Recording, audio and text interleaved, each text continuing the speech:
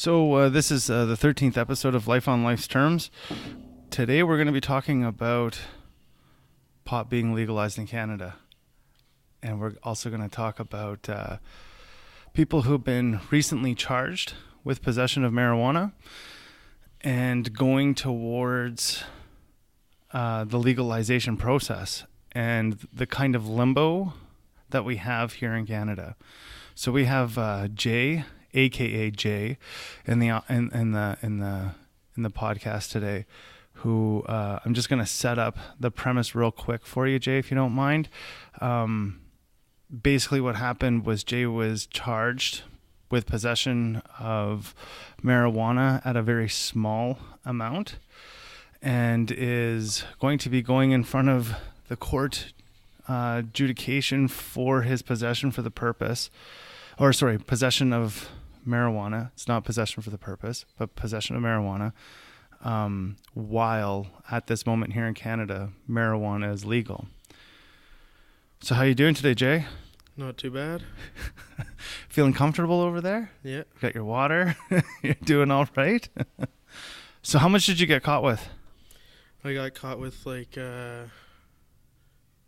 half ounce. Okay.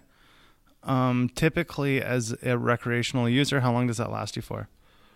Like usually a week. Okay. You have any problems using marijuana? Like in the fact of getting up, going to work, does it take you away from regular life at all? No, it's more just like having a coffee. Yeah, like a beer, right? Same thing. So in saying that, what was the feeling like going into court or being summoned in front of the justice in Canada? I don't know. It was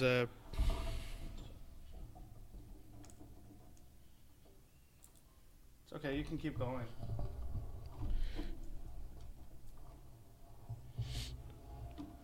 Yeah. No, it wasn't too bad. I'm gonna not have a criminal record at the end of it, so that's more what I was worried about. Yeah. Than anything.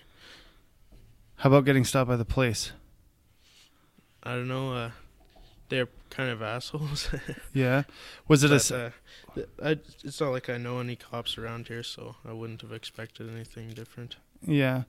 Was it, from the sounds of it, it sounded like it was a stop and frisk situation. They just stopped you out of the blue, patted you down, and found the pot.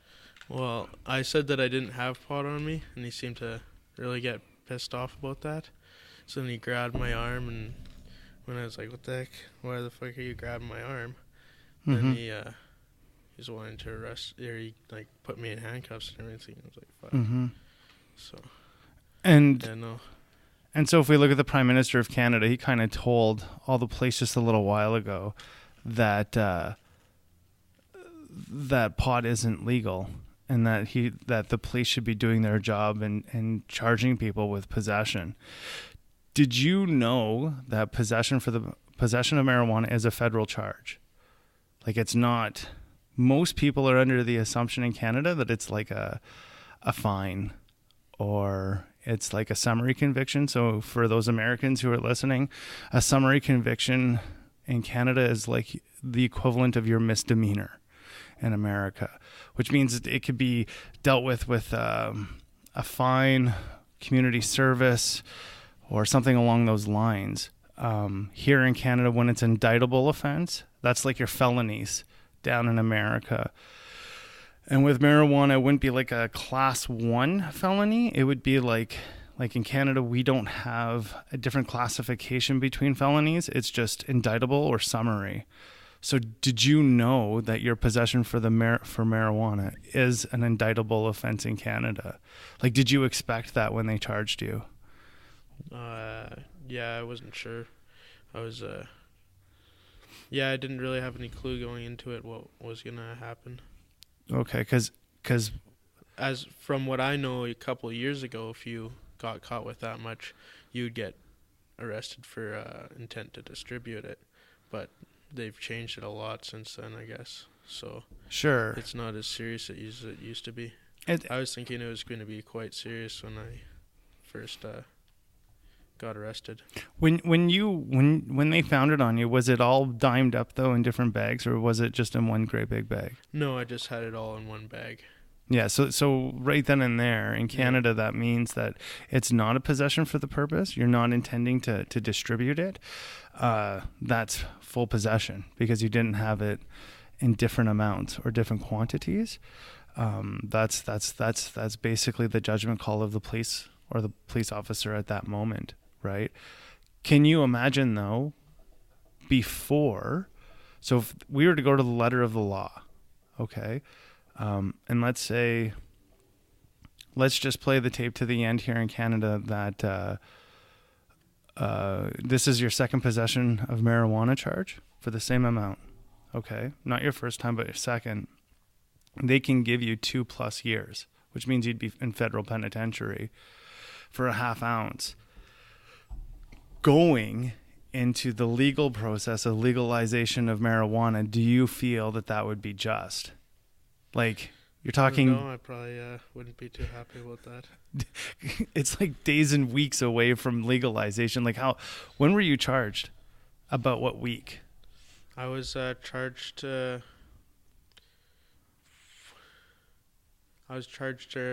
after April 20th. It was like 8 days after. Okay. So... And marijuana was legalized last week in Canada. It won't be fully mandated until October 17th. But up to that point, from when you were charged to like last week in Canada, you essentially, in the eyes of the law, are a criminal, right? Like that's the way how they're looking at you. Sure, they're giving you whatever the program they're going to give you, which could be diversion program. And in Canada, what our diversion programs are programs to stop your first offense if you've never been charged as a juvenile before. So the lucky part about this is because you have never been charged before, that's what provides you the ability to go into something along the lines of diversion court. But if you had been charged with possession of marijuana when you were 14, you kiss that goodbye. Like, that wouldn't happen. You'd be doing time. Like there wouldn't be two ways about it, and it'd be on your record, right? So with legalization of marijuana, how does it make you feel that you're subject to these charges? I mean, aside from you're not going to have them on you, but you still have to go through the rigmarole of the court system itself, right? I don't know. I probably feel more lucky that it was the first time Yeah. than the second time, because I've been smoking weed for a pretty long time and doing that without getting stopped. And that's the one time that I had gotten stopped. So let me ask you about stop and frisks then. Do you think that that's a police tool that should be used more often or less often? Because that's essentially how you got caught, was through a stop and frisk. Probably less often, because whether I have weed on me or not, if I'm not doing anything to anybody else and I'm just walking down to the store smoking my joint, it shouldn't be something that I should get a criminal record for, because it doesn't make me a criminal. I'm not doing anything that would impede on anybody else's lives. So why would you need to bother me? Yeah, I agree. It's just turning the police system into a problem instead of helping people. Like, it's not helpful to try and fuck people's lives up for little things that aren't really against anybody. No, I agree with that. I mean, the police are basically running around out there like, they're doing their job. Let's face it. But their job is, they're only a hammer, and every problem that they see is a nail, right? And they only have one recourse, and that's to charge you and bring you in front of a judge to some degree. I mean, I think the police themselves are subject to the same kind of bullshit that we're talking about. That's kind of one of the catalysts, or one of the reasons why Canada decided to legalize marijuana. One of the other reasons, I like to throw this at you, is they say that it's going to take the money out of the black market. Do you agree with that premise that by taking marijuana out of the black market, that it's going to take the money out of the black market? Like our prime minister at this moment, he has said that marijuana contributes something like 50% of the illicit drug trade in Canada. I don't know. I don't quite agree with that. Where's your standpoint? I think it'll probably still exist, but I think that legalizing it's going to probably bring a lot more revenue than there was before in that area, because a lot of people are going to feel a lot more open to do it more and do it publicly, and feel free to spend their money on that when they feel like it. So if we look at Amsterdam, when they legalized hash and marijuana, it actually dropped. The usage dropped significantly. One of the reasons for that was the criminal aspect of it was kind of taken away. So like what some people don't realize in Amsterdam is it's just like Pulp Fiction said, it's legal to have hash, it's legal to be a proprietor of a hash bar, but it's illegal for the police to stop and frisk you. So like what nailed you is illegal in that country. The only way how they can frisk you in Amsterdam is if you were acting like a complete lunatic in the street, right? Like belligerent or whatever it was, then they can stop you. And if you were caught with drugs at that moment, anything outside of hash and marijuana, you're going to jail. Like that's what it is there. But they saw a decrease. Same thing when we look at a country like Portugal, who decriminalized all drugs. They saw a massive decrease. So I agree with you that I think marijuana itself will probably spike in the beginning, like we saw in Denver, Colorado, and California. But I think it'll drop down a little bit in time, right? I don't think it'll be as crazy, but I do agree kind of with Justin Trudeau in the context that when it comes to marijuana, it'll take it out of the black market. But what I disagree with is that I think his overall saying that it's worth 43% of the illicit drug market is completely incorrect. Like, yeah, no. I was a drug dealer for a long time, and the only way that I made money off of marijuana was if I sold in wholesale.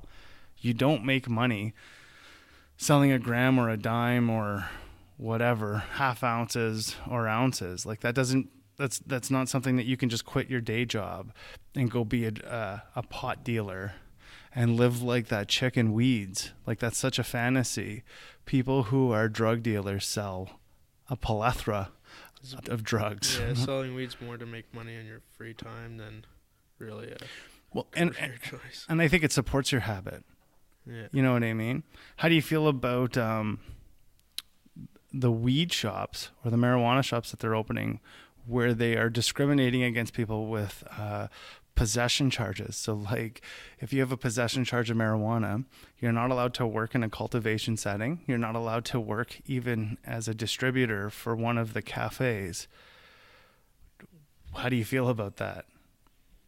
I think it's doesn't really make any sense. I don't see why that would make them a harm to working in those places. Mm-hmm. It doesn't really make any difference. Let me ask you, with the legalization of marijuana, are you going to smoke more now than you did before? Probably not. No, it'll be the same. Like there's not going to be any real difference to it. No, I'd probably be smoking the same amount. Even if it was cheaper, I don't see why I'd be smoking more than I am now. Yeah. How often would you say that you smoke now? Just so that we can get a baseline of what that looks like. Every day. Yeah. A couple times every day. Yeah. And it's not stopping you from anything? Like you don't get behind the wheel or anything like that? Like you're not, driving while being intoxicated? No. Because I think that's the one thing that people were really scared of they actually saw that in Colorado. They saw people driving high and the police were unable to stop it. They didn't know how to test them. They knew that they were intoxicated, but they didn't know how to stop that, right? Yeah, for me, like when I first heard about the people talking about weed being a distractive driving problem, I don't really like. I can see how a lot of people could smoke weed and not be able to drive, but I know that a large portion of people don't actually get affected to that extent. No, I agree. I think one of the things in a previous podcast, we had a guy named Chris Uchit who's been a drug and alcohol counselor. He's been an addictions counselor since the 68, 69. And what he was saying is that there's no education. And any of the education that is out there, I don't know if you were a person who was subject to the DARE program, but all those kinds of programs were scare tactics. Or to tell you that if you smoked a joint, you'd grow 2 heads, or they would crack an egg and fry it, saying this is what your brain looks like on drugs, these kinds of things. And really, those were scare tactics. So there's a huge portion of society out there. As much as we think everybody smoked a joint, that's not really the truth. It's actually a majority of people out there have never smoked marijuana. It's starting to be 50-50, but the reality is majority of people don't know what marijuana is and how it affects somebody. So here we are back to what Chris was saying, is that there's no education. So people are really shooting from the hip, thinking if you smoke a joint, well, you're going to have a psychotic episode. That's really what people think.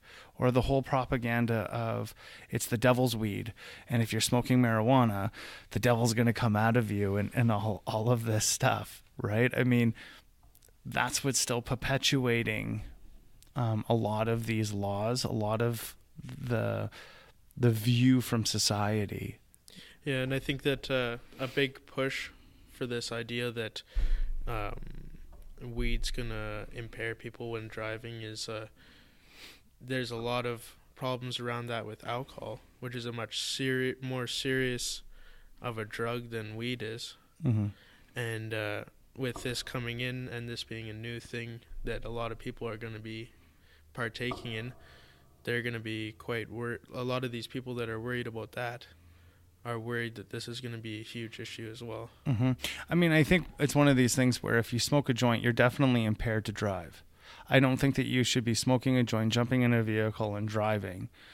I think one of the questions is how long should one wait to drive? Because that's kind of the question about alcohol, right?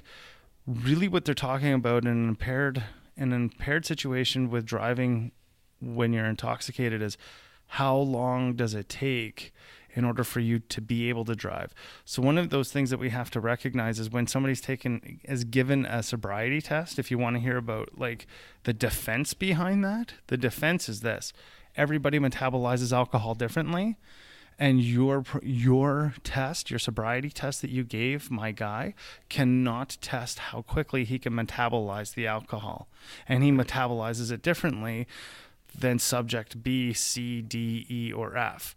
And so what they're trying to figure out is, how is marijuana metabolized, right?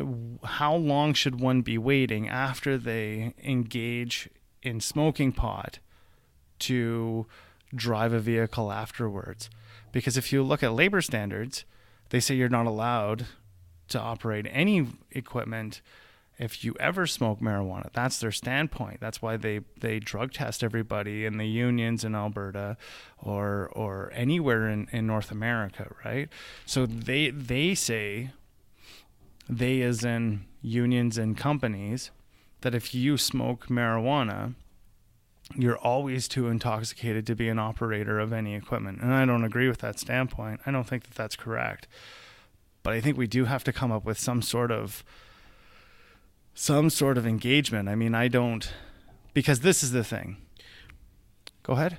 Well, I think that probably once weed is legalized in Canada, it's going to spark a lot more testing and learning about what it does and what we can do with it.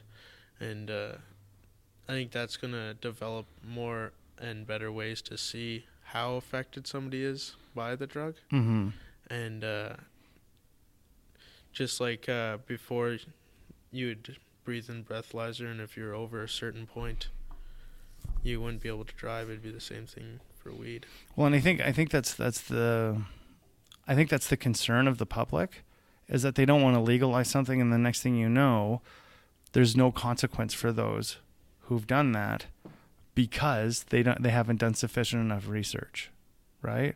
And so I think that's where the public is a little bit afraid of in Canada. That's why it's taken us so long to get to this point, right? Yeah, it's way too complicated to just let people run wild with it. Yeah, and that's because, let's face it, humans are humans.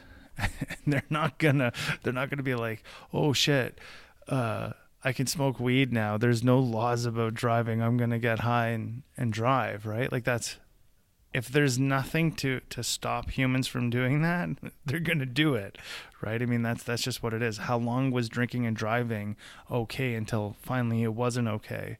And then when it wasn't okay, it still took society years with the MAD engagement, Mothers Against Drunk Drivers, to be able to stop drinking and driving. We see a huge decrease of drinking and driving, and really those who are drinking and driving are those who have an addiction problem for the most part. I mean, it's very much hand in hand. When somebody's charged with DUI, it indicates that there could be an addiction issue. So I think that's one of the things that the public is trying to figure out, is how much is too much? When can somebody operate? Because the playbook that they've been playing with so far is none of it is okay. If you look towards the workforce and how they regulate it, that's how they regulate it, as zero tolerance. Whereas now we're saying, as a society, by legalizing it, that there has to be a tolerance, right? And I think this is that the other place of engagement, right, where there needs to be education, and without people who are using this substance at the moment, without guys like you who are willing to come to the table and talk about it, nobody's going to really understand what it is. I mean, if somebody hasn't smoked marijuana, I wouldn't suggest to them, hey, you should go smoke a joint and find out what it's like. Because if that's not what they want, then that's not what they want. That's like, in my opinion, telling somebody who's only drank wine for their life, you say, you should really try absinthe. You want to know what it's like? You should try it. Well, look at what you're setting them up to do, right? Like, and it's the same thing with marijuana. You don't know how they're going to react to it, right? And this is why it's very important to have people come in and talk about their experience, because people are completely oblivious, right? Are you happy that it's going to become legalized? Yeah. Yeah? Are you okay with having to deal with the court system knowing that it's legalized? Like, when you go to court, you could probably walk in there with pot in your pocket. You could walk in there with pot in your pocket knowing that you've been charged with possession of marijuana. Yeah, no, I understand that. I wouldn't have any problem with it. I'm not upset with what I'm gonna have to face for what happened, but really, when I do something before it's legalized, I'm doing that because I'm willing to do something that's against the law. And that's what I'm getting charged with. Yeah. Yeah, and subject to that, I mean to me it's really gray. You know, I'm a strong advocate of decriminalizing all drugs. I don't think any drug should be criminal. I don't think that we should be criminalizing addiction. I don't think that the action of addiction should be criminalized. I think the healthcare system in Canada, or even in America, needs to pick up the slack and be able to help those who have an addiction issue. And I think marijuana, legalizing pot, is the beginning of that. But for us to get to that breach or to fill that void is a long way away. You know, I'm a recovered addict, and it's not going to make a difference to me whether marijuana is legal or not. I'm still not going to use the substance. Like, it's not going to change. Oh, hey, it's legal. I can smoke weed now. That doesn't, I mean, beer is legal and I still don't drink. You know what I mean? There's no difference to me. If they were to legalize heroin by tomorrow, it doesn't mean I'm going to go get a needle and shove it in my arm. Like it doesn't mean that. And I think that's what, because of that reinforcement of fear from government about drugs and alcohol, well, drugs specifically, because of that reinforcement of the fear, people are in this place where they're like, fuck, if we decriminalize everything, they're just going to run riot. You know what I mean? Like, crime's going to be off the Richter scale. And that's not the reality. I mean, that's not what's going to happen.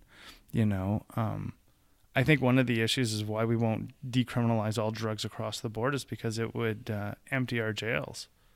You know, I really believe that. I mean, you look at marijuana right now, it only accounts, I did a look at statistics today, and it only accounts for like 15% of those who are charged with possession charges, right? So 15%. So you're going to lose 15% of those who are incarcerated for possession of marijuana.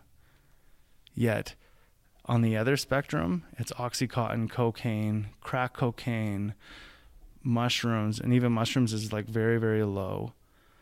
MDMA, ecstasy, those are the big ones that people get charged with in large amounts of at one time and carry the most amount of sentences. So like legalizing marijuana is contrary to what everybody's saying, like, oh, there's going to be a huge exodus out of jail. That's a lie. Like, that's a total lie. It's total bullshit. If you look at the actual numbers, that's not accurate at all, right? So how are you going to be selling Canada Day? Spending? Yeah. I'm going to be, I'm not sure yet. I haven't made any plans. No? Are you going to go smoke a joint at the Ledge? I might. Yeah? Just might do that, yeah. Why not, right? Yeah. I mean, nobody's going to be able to stop you now. They never did before. It was always open to do that, right? Yeah. So let me ask you as well, are you going through the diversion program? Yeah, I will be once I go back this July. Okay, so if they suggest to you drug and alcohol counseling due to using marijuana, how are you going to approach that? I'll probably take that and use it. Free counseling is never a bad thing. Yeah. It's a lot better than having to do community hours and or anything else for that. So. So you're okay then with jumping through the hoops of the court system for something that. Yeah, like, I mean, I agree that when you said at the time it was illegal. Sure, but to me it's just an absentee until it's legalized. You know what I mean? Like, in my opinion, we need to have a gray area of like the last year of those who've been charged with possession of marijuana. Because you're right, when the Liberals were in, prior to Stephen Harper, anything that was an ounce and less was a $115 fine. When Stephen Harper in Canada went into power, you're subjected to the same laws that you're subjected to now. He actually made them more difficult. And then with Justin Trudeau in power, legalizing it, you are still subject to a harsher rule of possession of marijuana charges than you would be if the previous Liberal government was in power in Canada. So, like, what I'm getting at is, do you think it's fair that we're subject to these laws over and over and over again, and they keep changing up to the point of being legalized? And the letter of the law is so harsh, really, in its term, saying that you're going to have to go to X amount of counseling, X amount of this, X amount of that, and you're subject to whatever the justice says that you're subject to. Like, I mean, to me, bending down for something that's legal is not something that I'm really willing, like I would not be willing to do that. That's not something that I would be willing to do. Yeah, no, I think that if something's legalized, if we're going to start backtracking for, backtracking, oh, well, a month before it was legalized, I got arrested for it, so I should be off for that. Then once something gets made illegal, right, then they could backtrack for that. And, I don't know. Yeah, I guess it's kind of hypocritical, right? I mean, if you're going to, but mind you, I haven't seen anything become. I think it'd be important to be aware of changes, so made more aware of changes.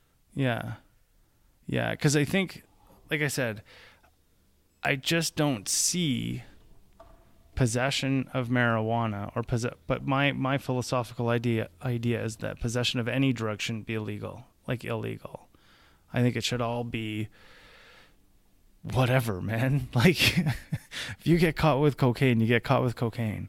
It's not going to make a difference in anybody's world, really. Yeah, I guess it would depend on what setting. Yeah, I mean, if there's children around, sure, that's the same thing. That's the same thing with alcohol. Or if it's in a public area, it could get pretty bad. And in what way? Well, if people are doing drugs wherever they want, it's gonna, like, not everything's weed, right? Yeah. Other things make people go fucking insane. Yeah, it can. Yeah. Bad things would happen, just like they happen now, right? In a lot of places, you can't just go walking around. You're gonna run into fucking crazy people everywhere. Yeah. You know, but if people are just allowed to do that, more so than they are now, then it'd be a very good thing. Yeah, I mean, that's one of the arguments to have. What do we call it? Harm reduction, where we have places for people to use, like safe injection sites. So the reason why we have safe injection sites is that people come off the street from using drugs, go into a designated place where they know it's okay to have those drugs and use them there, right? That's one of the reasons. But on the opposite spectrum of that, when you decriminalize things, it doesn't necessarily mean that people are going to use in the street. What it means is that your drug dens are going to become a place that's not so provocative towards police. Like they'll still go in and enforce violent crimes, but the spike of your violent crimes will go down because people aren't fighting over drug deals. You know, that won't really matter, and people won't really be fighting over the effect of the drug. Like right now, in the illicit world of drugs, if crack dealer A has better crack than crack dealer B is going to take out crack dealer A so that his crack gets sold, and crack dealer A gets his stash stolen, gets his money stolen, gets his car stolen, and gets his phone stolen. It becomes decriminalized. People aren't really going to be fighting because the cops can actually police between drug dealers. As a matter of fact, if you look at Portugal, the police become the drug dealers. That's who becomes the drug dealers. It's the cops. And they're the ones who enforce that. They stem away from that violent issue, right? So it's kind of like the same idea of how here in Canada we're putting in these pot cafes in place. And apparently, if you talk to the government, they say the reason why they're doing that is because it'll stop pot dealers from fighting. I have never, ever in my entire time in using drugs ever seen two pot dealers fight each other because they were selling dope in the same neighborhood. Like, that just doesn't happen, right? But again, here we are with this bullshit rhetoric from a government. You know what I mean? Could you say in your experience you've seen two pot dealers go at it because they were selling in the same neighborhood? No. Yeah, like that would be like all of a sudden saying that these fucking pot cafes are going to start taking each other out. They're going to start taking each other out because they're selling different kinds of pot. You know what I mean? Or these pot manufacturers are going to be in like wars with each other. Like that, it's just not going to happen, right? But this is the idea that they want to reinforce, right? So, I mean, I think we have to get past a lot of that stuff, right? So let me ask you, if you were to find a certain strain of marijuana when it becomes legal, is it kind of like when you smoke cigarettes? If you smoke Players Light, you smoke Players Light. Or if you smoke Demoria, you smoke Demoria. If you smoke Camels, you smoke Camels. So now, if you can find a strain of pot, do you think that could subject you to sticking to one strain of marijuana now that it's legal? Probably I would have different. I'd try different things out. Probably wouldn't want to stick to one thing just to fresh things up every once in a while, right? But I'd probably use different strains for different occasions. Like if I'm gonna be doing stuff all day, then I wouldn't want something that's gonna make me tired. Mm-hmm. Unless I'm trying to get to sleep and I can't get to sleep, then I'd want something that would make me tired. So you're willing to, but you don't think that like if you like Corona beer, that's typically your main. I guess what I'm getting at, do you think that that'll happen with marijuana now that it's legal? You'll find like your main stream, and that'll become. Oh yeah, I'm sure that if I'm smoking the same weed every day during the day, then I'll probably stick to it for a long time, especially if it's a best one that I can find. So one of the things that I heard from a dealer friend of mine is this, and I know this from manufacturing marijuana myself. Most people out there don't really know what a high from pot really is. Because when we manufacture marijuana, one of the big things that we do is we take horse tranquilizer and we spray it down. So sometimes if you get that really sticky pot that's wet, and it looks like a tie stick almost, and it gives you a headache, and sometimes you might even feel like you Jones from it. The reason why that's done is because the black market is messing with those drugs so that you're coming back, because pot itself is not really addictive, right? But they add things into it in order to make it addictive.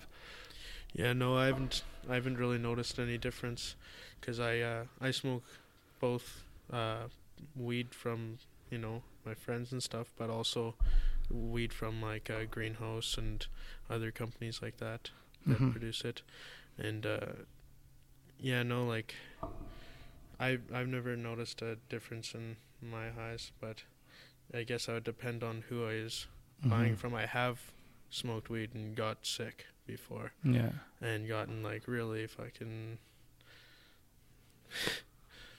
fucked up from something that I didn't really expect to, which is a big problem with weed being illegal, is because you can experience that. And when that did happen to me, I was going to school, and I was like throwing up and right in school because I was smoking weed that was laced with something.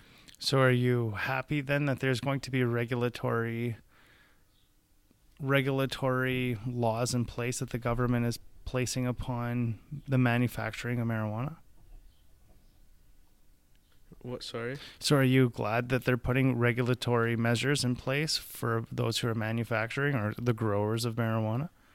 So what do you mean by that? Well, they're putting in regulations towards growers, saying that they're not allowed to have THC above a certain amount. And they're also dictating to growers that these are the strains that you're allowed to use, and however you cross them, that's fine, that's up to you. but the actual amount of THC by percentage is only allowed to be this much. Well, what would their reason be for that? Well, it's like liquor, right? Here in Canada, you're not really allowed anything above 60%. Well, are they allowed to sell concentrates? No. Not allowed to sell concentrates? No. Like even edibles, they're having a really hard time getting it out because they cannot predict how much is in each gummy bear, right? They have to be able to quantify everything. So this is this is one of the issues from the investor standpoint. Well, they even for alcohol, you can buy 99% alcohol. You can.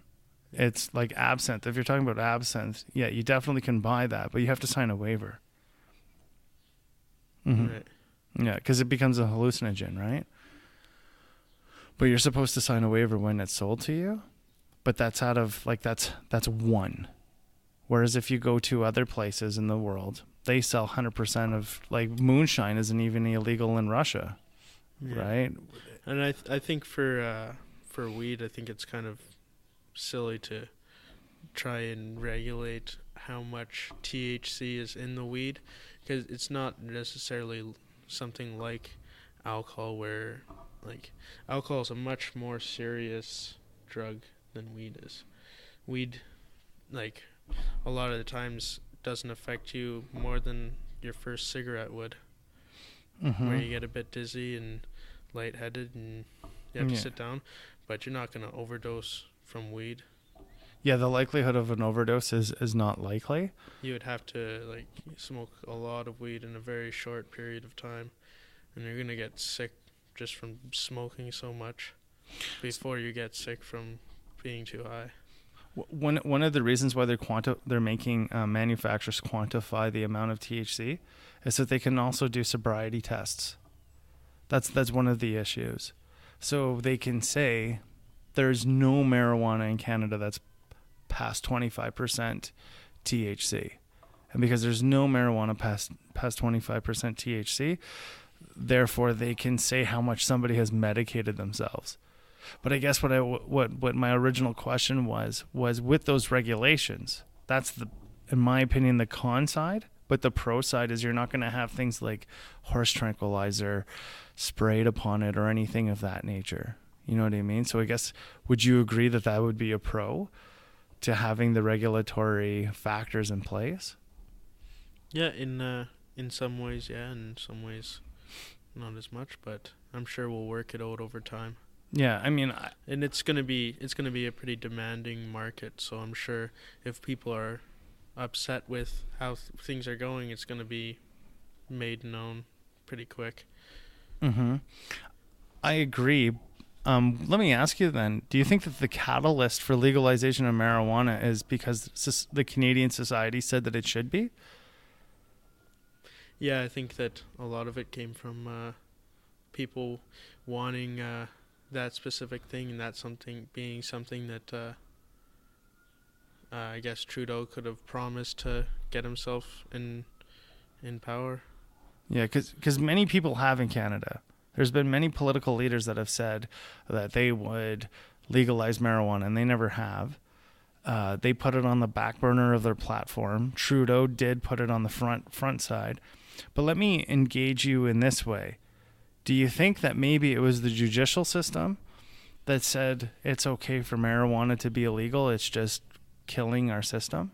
Or do you think it was more society that said that?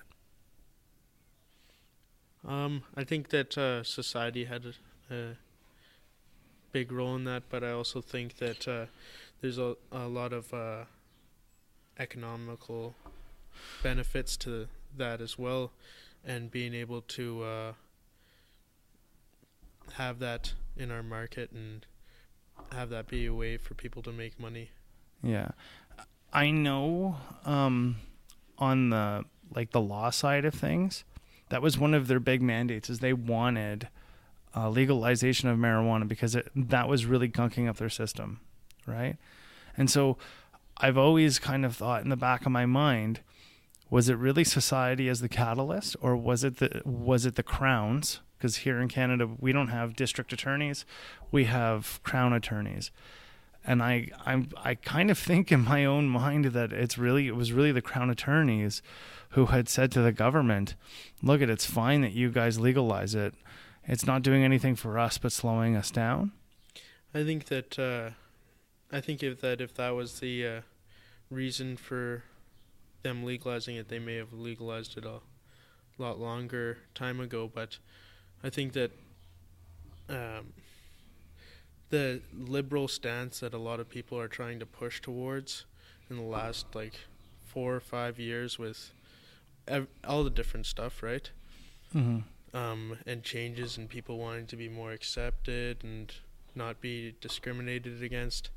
And I think that pushed a lot towards this idea where people are getting arrested for smoking weed and they're not necessarily hurting anybody, but it's labeling them as criminals. Mm-hmm.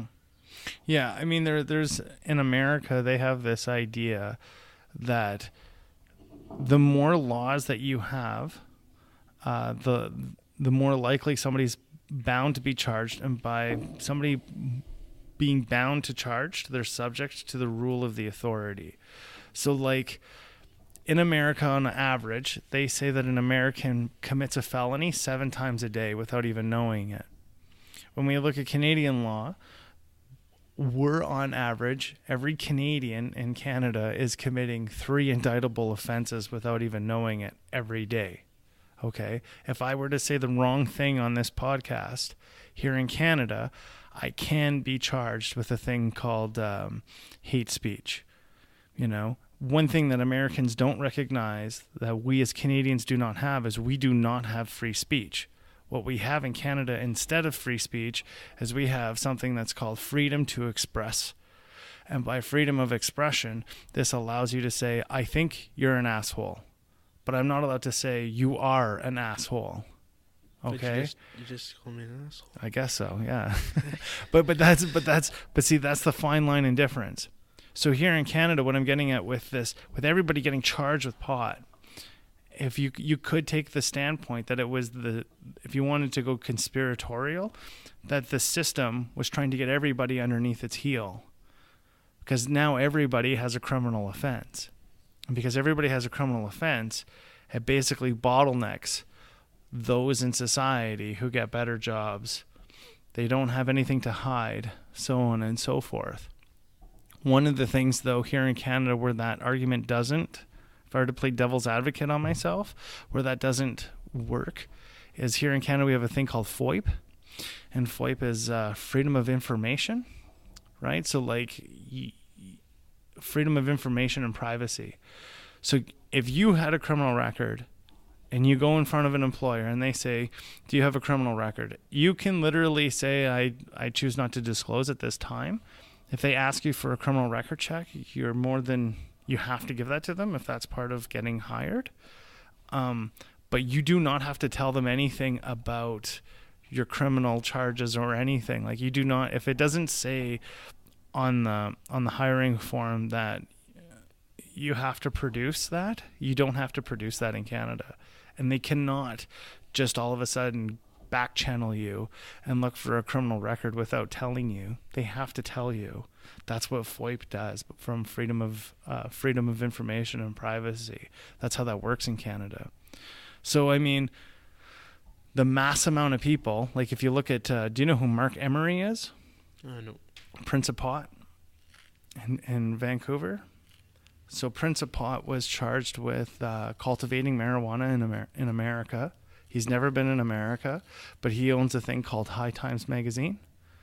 And Right. High Times Magazine used to send seeds to people. And so what ended up happening when Mark Emery was in Canada, Stephen Harper allowed an extradition to happen on him, and they brought him into America. And when you talk about cultivating marijuana in America, that's a sentence of 15 years, first-time offense. Okay, so that's kind of the politics that was being played by the Conservative government prior to this liberal Justin Trudeau government. And I think like there might have been a huge societal backlash in Canada from that. Like a lot of people in Vancouver knew about it. And when we look at Vancouver, that's, was it the second or third largest city in Canada? Yeah. So that's a hell of a lot of people. You know, you're looking, I think, at about 1.2 or 1.5 million people. Canada's only 38 million people. We're the size of New York City, right? We're not even like, we're the size of New York State. So when that stuff came out about Mark Emery, that really turned society in the West Coast. And I think in the East Coast, people just got tired of being charged with marijuana. Because even employers really today, they just look at a marijuana charge and like, big deal. You know what I mean? And they still hire people, right? Would this charge affect your occupation today? Like if you were charged and it stuck, would it affect your occupation today? Not at the moment, but maybe in the future. Yeah. It could. Yeah. What would be the ramifications from that? Well, I think that if this charge were to stick with me for the rest of my life, being the timing and everything, and the charge, if an employer wasn't to understand my situation at that point, I don't think I would really have much of a desire to work there. I'd more want to work in a place where people more look towards how I could benefit the company rather than what I had done in the past. Mm-hmm. Mm-hmm. Could you say that about any charge? No. So what would be the line then? Well, I don't know. I guess if they were to see me as a dangerous person, they might not want me in that work environment. It may cause issues that would cause problems in the work environment. That you know what I mean? Like if you had violent offenses? Yeah, if people were to get violent in that work area and someone were to get hurt, the business would end up being liable for that. Mm-hmm. And that's something that they would have to look out for. Mm-hmm. So I can see that being completely reasonable, that if somebody were to do a violent offense, that you may not want, or you may want to think twice before hiring them. Because I think one of the things about this legalization of marijuana is we're looking at broad strokes of all criminal charges. Really. You know what I mean? I think as a society in Canada, we're looking at everything in a different light. And one of the things the reason why I said that, what's your fine line, is because back in the 30s, they used to say that if you smoked marijuana, you were bound to kill somebody. They literally placed people who smoked marijuana as murderers. They were in the same category. That's why, like in America, if you look at the classification of marijuana, it's like one of their highest classifications of drugs. It's higher than cocaine. Okay, and being a guy who's smoked pot and done cocaine, I can tell you that I was higher from marijuana than I ever was of cocaine. But cocaine drove my addiction way, way more enthusiastically than marijuana did. Like, marijuana didn't really, I didn't use it appropriately. I smoked a 1/4 pound a week. That's not normal. That's not normal use. But at the same time, I was... Cocaine gives you a much more drastic change in attitude when you're on it, and that drives people to do things that they wouldn't usually do. It can. Like, even in the recovery world, we say this: cocaine itself is not inherently dangerous. It's really not. It can be your best friend, provided that you can afford it. That's what it boils down to. I think that I kind of lost my train of thought, but I think that cocaine is kind of almost designed to be exactly what it is. As soon as you do it, you want more of it, and the high from it goes away really fast, and it just drives you to do more and more, and it gives you that attitude of continuously consuming, and it puts you in that bad path. So if we look at where cocaine comes from, crack definitely does that. So crack is actually engineered in order to keep you on a hook, and it's slow. It's a quick, fast high, and it's done like that on purpose. Okay, it's engineered to be that way. Yeah. When you look at cocaine, where cocaine was actually stemmed from, was a drug that somebody would use like Ambisol for tooth infection to numb it. Okay, cocaine actually used to come out in like a toothpaste, and it was legal until 1915. After 1915 in North America, it became illegal. But really, what cocaine was it was a less addictive form than morphine, because morphine came out in like the 1890s, 1880s form of it, and that's highly addictive. Morphine's highly, highly addictive. And so when cocaine came out, it was something that you could send somebody home with like a toothpaste that was able to get rid of toothaches. Because back in the early 1900s, people would die from wisdom teeth. Your wisdom tooth would impact, it would explode, and the pus that came out of it, people would swallow it by mistake, and they would literally die.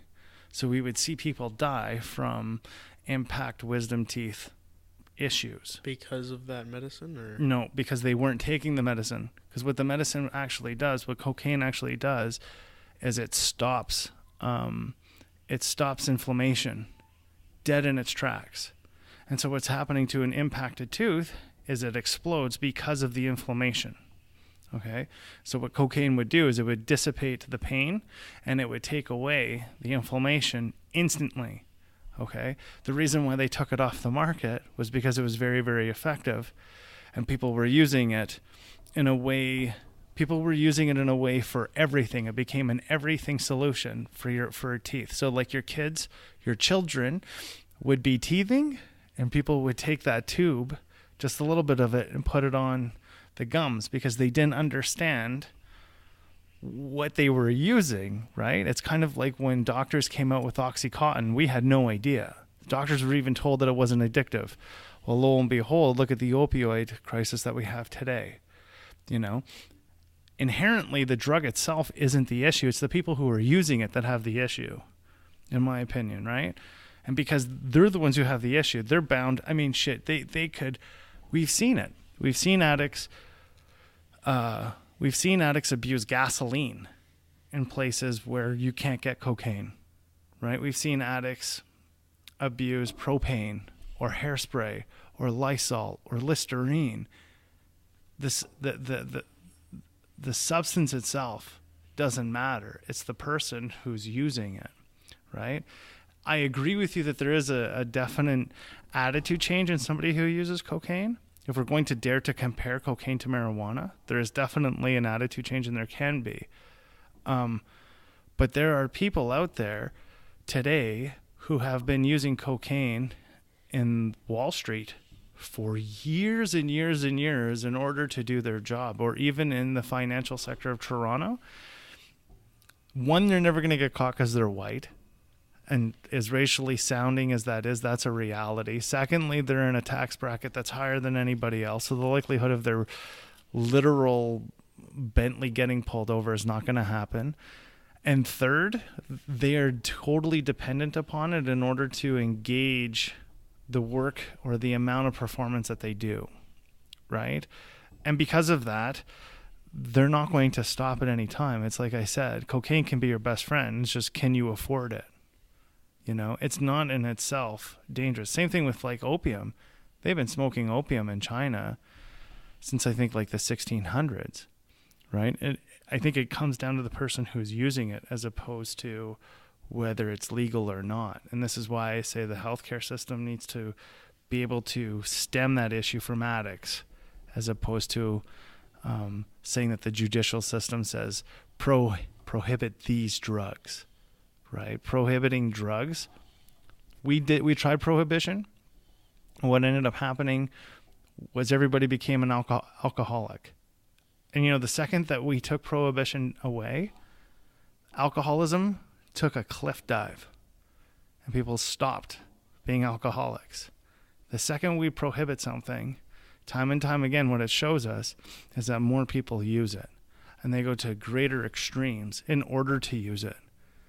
When we take that prohibition away, that extreme is gone. And we saw it in our own history when we prohibited alcohol and then took prohibition away. Because the more somebody has to break the law, the more somebody feels like breaking the law. And then gin was making people go blind in the 30s. Will gin make you go blind today? Not even a little bit. Beefeater was great gin when I used to drink, but it never went blind from it. But you could go blind from bathtub gin, right? Final thoughts? You have any final thoughts? Not at the moment, no. Great.